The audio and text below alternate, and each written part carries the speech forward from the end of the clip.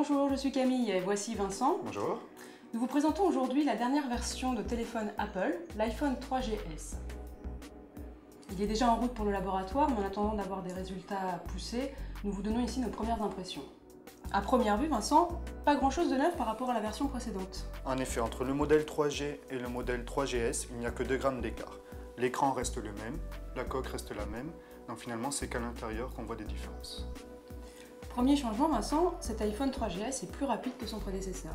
En effet, il est compatible 3G+, ce qui fait que les débits sur Internet sont nettement plus rapides. On peut faire le test avec le site Internet de Que Choisir. Donc avec l'iPhone 3G, je clique sur le site Internet, on peut voir le temps de téléchargement. Voilà, la page est en train de se charger. La page est entièrement chargée. Avec le nouvel iPhone 3GS, donc je clique également sur le lien et on voit la différence. La page est déjà arrivée.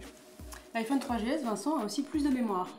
En effet, donc le nouvel iPhone est disponible en 16 et 32 Go, alors que celui d'avant n'était disponible qu'en 8 et 16 Go, ce qui permet de pouvoir stocker beaucoup plus de photos, de vidéos, de mails que l'ancienne version. La nouveauté également, c'est que les vidéos, on peut les prendre soi-même avec l'iPhone, alors qu'avant, ce n'était pas possible. En effet, c'est une nouveauté sur l'iPhone 3GS. On peut prendre des vidéos qui sont d'assez bonne qualité en extérieur. Par contre, en intérieur, la qualité reste moyenne. Il y a aussi un capteur 3 mégapixels qui permet de prendre des photos avec une meilleure résolution que l'ancienne iPhone. Autre nouveauté de cet iPhone 3GS, la boussole. En effet, donc il y a une boussole qui est présente dans l'appareil.